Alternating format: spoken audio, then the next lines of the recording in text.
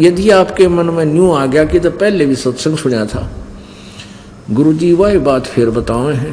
अरे भले आदमियों, रोजाना रोटी वही होती है, सब्जी में फेर बदल एक आधी बार सुबह शाम में हो सकता है, और वही रोटी सुबह भी अच्छी लगी है और शाम को भी इच्छा बनी है तो आप स्वस्थ हैं। और यदि आपको शाम को अरुचि है भोजन में तो आप अस्वस्थ हो चुके हो। ऐसे ही ये ज्ञान है। जिनके पाप कर्म बढ़ जाते हैं उनको ये पाप कर्मों के कारण बुखार जवर बन जाता है। तो परमात्मा कहते हैं, तुलसी साहब ने कहा कि तुलसी पिछले पाप से हरिचर्चा ना भावे, और जैसे जबर के बेग से भूख विदा हो जाए। किसी व्यक्ति को मलेरिया बुखार हो गया और फिर उसको रोटी भी अच्छी नहीं लगती, कड़वी लगती है, कति कुनीन से भी बुरी, नीम से भी ज़्यादा कड़वी, मनुखा दाख भी कड़वी। अब ना मनुखा दाख कड़वी है ना रोटी कड़वी है। अब उसके बुखार की ने शरीर की व्यवस्था इतनी खराब कर दी कि मीठी वस्तु भी उसको कड़वी लग रही है। अब उसका ट्रीटमेंट क्या है? कड़वी कुनीन खानी पड़ेगी और ना चाहते हुए फाका मारना पड़ेगा। तो उस कड़वी कुनीन से आपका मलेरिया उतरेगा, बुखार उतरेगा, फिर धीरे धीरे रोटी आपको अच्छी लगने लग जाएंगी। और जब बुखार आपका जबरकती समाप्त हो जाएगा, फिर सूखी रोटी भी समय पर आपको बहुत स्वादिष्ट लगेंगी। दोनों टाइम सब्जी हो या ना हो तो आप स्वस्थ हो। तो इसी प्रकार यहाँ जो आप सत्संग सुनते हो, अब वही ज्ञान है, वही सत्संग है, वही भगवान है।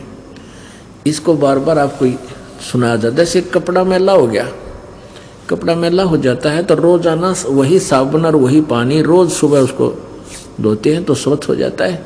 तो आप कपड़ा हो और ये दास धोबी है, तो आपको और आपके अंतःकरण को इसी तरीके से डेली धोना पड़ता है।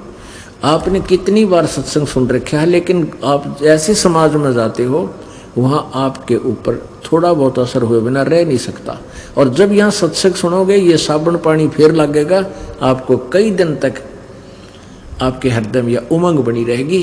अकबर गुरु जी ने बात तो सच्ची बताई है, तो बात कति बिगड़ी पड़ी है, यानी कई दिन असर रहेगा। जैसे बैटरी चार्ज हो जाती है ना, तो कई दिन आपकी यह बैटरी फिर चार्जर ही रहेगी, फिर इतने फिर आ जाओगे, फिर चार्जर ला जाएंगे।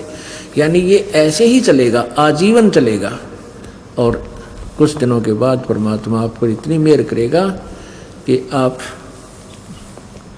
काल की जमानत होते यहीं भागोगे और कहीं नहीं जाता होगे, यहीं भाग आओगे। अब तो थोड़ी बहुत गलत जगह प्रयोग भी कर लेते हो परमात्मा की जमानत से। फिर जब सही ज्ञान हो जाए फिर आप कितना नहीं रुक सकते, कितना भी दिल ना लगा आपका, ये बस की बात नहीं।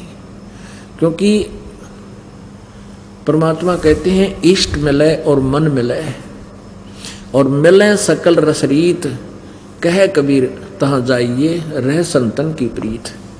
कि जहाँ पर एक ही तो ज्ञान हो, एक ही जैसा भगवान, एक ही तरह के उनके विचार हों, वहाँ जाने से आपकी एक विशेष कसक बनी रहेगी, श्रद्धा बढ़ती चली जाएगी। इब जैसे आप चले जाते हो दूसरों के सत्संग में, हम इसलिए मना करते हैं कि वहाँ जाने से आपको हानि हो सकती है। जैसे आप किसी के सत्संग में जाते हो और वो कुछ और ज्ञान सुनाते हैं, जो दृढ़ भक्त हो चुके हैं, ज्ञान से परिचित हो चुके हैं, वो मार तो नहीं खाएंगे, लेकिन उन्हें आनंद एक आने का नहीं आ उनकी बातों में, तो टाइम में वेस्ट कराया। और जो कच्चे भगत चले जाएंगे तो वो उनको भरमा देंगे, मारी करी कराई में न जाओगी। इसलिए हम ये आपको इसलिए मना करते हैं कि दूसरे के सत्संग में जाने से आपको हानि उठाओगे, क्योंकि वो सत्संग को नहीं। और मान लीजिए